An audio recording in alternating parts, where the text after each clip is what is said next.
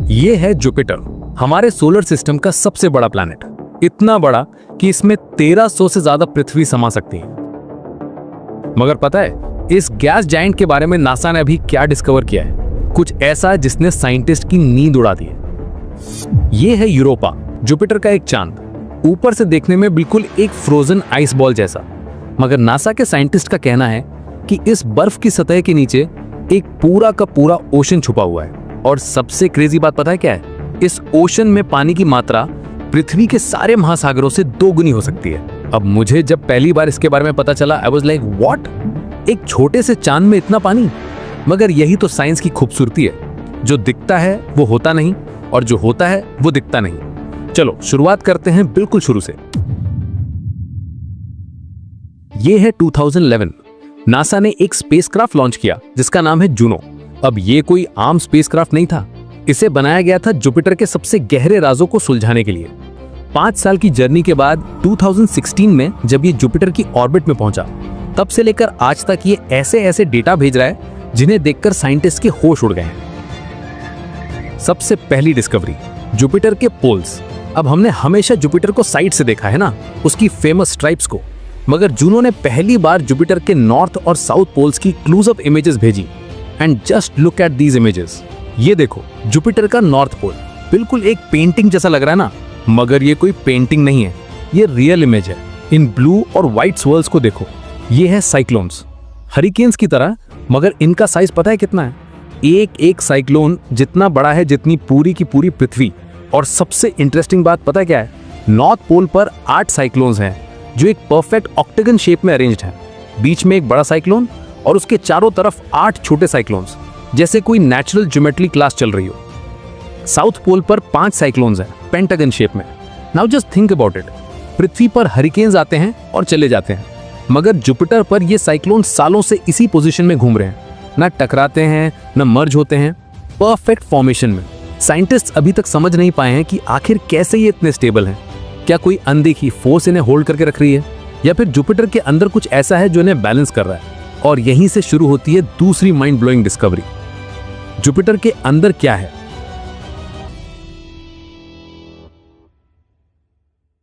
देखो, जुपिटर एक gas giant है, मतलब इसकी कोई सॉलिड सरफेस नहीं है, पूरा का पूरा गैस और लिक्विड से बना है।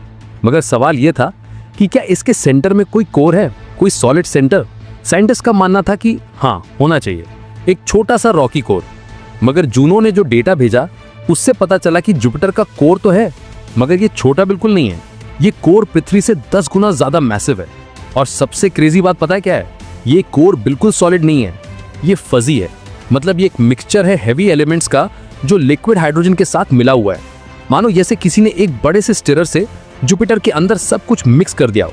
अब इससे एक बहुत बड़ा सवाल उठता है कि अगर जुपिटर का कोर इतना अजीब है, तो क्या हमारे सोलर सिस्टम के बनने की जो थियरी है वो गलत है? देखो, अब तक हम सोचते थे कि प्लैनेट्स बनते हैं धीरे धीरे, पहले एक छोटा सा रॉकी कोर बनता है और फिर उसके ऊपर गैस इकट्ठा होती जाती है। मगर जुपिटर के फजी कोर से लग रहा है कि शायद कुछ और हुआ था। शायद जुपिटर के बनने के बाद कोई बड़ा इंपैक्ट हुआ था, कोई बहुत बड़ा प्रोटो प्लैनेट टकराया था जुपिटर से, और उस टक्कर की वजह से कोर बिखर गया, मिक्स हो गया। अरबों साल पहले हमारा सोलर सिस्टम एक वॉर जोन था, प्लैनेट्स आपस में टकरा रहे थे, जुपिटर जैसे जायंट्स बन रहे थे और तबाही मचा रहे थे। और यही तबाही शायद लाइफ की शुरुआत का कारण भी बनी। कैसे? चलो बात करते हैं तीसरी बड़ी डिस्कवरी की, जुपिटर के मून्स पर पानी। अब जुपिटर के 95 से ज्यादा मून्स हैं, मगर 4 मून्स बहुत ही स्पेशल हैं, आयो, यूरोपा, गैनीमेड और कैलिस्टो। इन्हें गैलीलियन मून्स कहते हैं क्योंकि इन्हें गैलीलियो ने डिस्कवर किया था। और इन चारों में सबसे इंटरेस्टिंग है यूरोपा। ये देखो यूरोपा की सरफेस को, बिल्कुल एक क्रैक्ड आइस जैसी दिख रही है ना, जैसे किसी ने एक बर्फ की प्लेट को तोड़ दिया हो। और सच में ऐसा ही है। यूरोपा की सरफेस एक 15 से 25 किलोमीटर मोटी आइस की परत है। मगर इस परत के नीचे क्या है? 100 किलोमीटर गहरा लिक्विड वाटर का ओशन। जी हाँ, एक पूरा का पूरा समंदर, सॉल्टी वाटर का जो लिक्विड है आज भी। अब सवाल यह है कि इतनी ठंडी जगह पर इतनी दूर सूरज से पानी लिक्विड कैसे है? आंसर है टाइडल हीटिंग। देखो, यूरोपा जुपिटर के बहुत करीब है और जुपिटर का ग्रेविटी इतना स्ट्रांग है कि ये यूरोपा को लगातार स्क्वीज करता रहता है, जैसे कोई स्ट्रेस बॉल को दबाता है ना। और जब यूरोपा स्क्वीज होता है तो उसके अंदर फ्रिक्शन होता है और फ्रिक्शन से हीट जनरेट होती है यही हीट यूरोपा के अंडरग्राउंड ओशन को लिक्विड रखती है।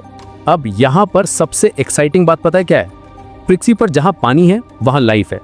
हमारे समुद्र की सबसे गहराई में जहां सूरज की रोशनी नहीं पहुंचती वहां भी लाइफ है, हाइड्रोथर्मल वेंट्स के पास। बैक्टीरिया, फिश, अजीबोगरीब क्रीचर्स। तो क्या यूरोपा के अंडरग्राउंड ओशन में भी लाइफ हो सकती है? नासा के साइंटिस्ट कहते हैं पॉसिबल है, और इसीलिए नासा अभी एक नया मिशन प्लान कर रहा है, यूरोपा क्लिपर। ये 2024 में लॉन्च होगा और 2030 तक यूरोपा पहुंचेगा।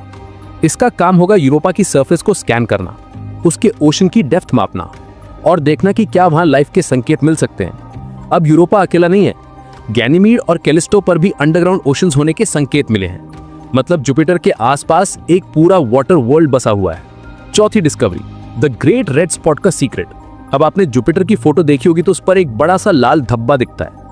इसे ग्रेट रेड स्पॉट कहते हैं। ये एक मैसिव स्टॉर्म है, एक हरिकेन जो पिछले 400 साल से चल रहा है। इसका साइज इतना बड़ा है कि इसमें 2-3 पृथ्वी आराम से समा जाए। मगर जूनो ने पता लगाया कि यह स्टॉर्म कितना गहरा है, और आंसर है 300 किलोमीटर से ज्यादा गहरा। मतलब ये सिर्फ सरफेस पे नहीं है, ये जुपिटर के अंदर बहुत गहराई तक जाता है। और एक और क्रेजी फैक्ट, ये स्टॉर्म धीरे धीरे श्रिंक हो रहा है। 1800s में ये और भी बड़ा था। साइंटिस्ट को नहीं पता कि ये क्यों श्रिंक हो रहा है और कब तक ये खत्म हो जाएगा। शायद हम उस जनरेशन में रह रहे हैं जो ग्रेट रेड स्पॉट को देखने वाली आखिरी जनरेशन होगी। पांचवी डिस्कवरी, जुपिटर का मैग्नेटिक फील्ड। पृथ्वी का मैग्नेटिक फील्ड हमें सोलर विंड से प्रोटेक्ट करता है, मगर जुपिटर का मैग्नेटिक फील्ड पृथ्वी से 20,000 गुना ज्यादा स्ट्रॉन्ग है। इतना स्ट्रॉन्ग कि अगर हम जुपिटर को पृथ्वी से देखते तो ये स्काई में चांद से भी बड़ा दिखता। और जूनो ने पता लगाया कि ये मैग्नेटिक फील्ड बहुत ही अजीब है। कहीं नॉर्थ पोल है, कहीं साउथ पोल है, कहीं दोनों मिक्स हैं, जैसे किसी ने कई सारे मैग्नेट्स को रैंडमली अरेंज कर दिया हो। इस मैग्नेटिक फील्ड की वजह से जुपिटर के पास सबसे तेज रेडिएशन बेल्ट्स हैं, इतने खतरनाक कि अगर कोई इंसान जुपिटर के पास जाए तो मिनटों में ही लीथल डोज ऑफ रेडिएशन मिल जाएगी।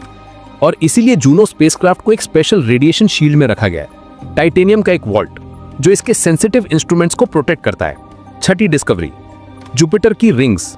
अब हम सब जानते हैं सैटर्न की रिंग्स के बारे में, मगर पता है जुपिटर की भी रिंग्स है। हाँ, बहुत फेंट, बहुत पतली रिंग्स।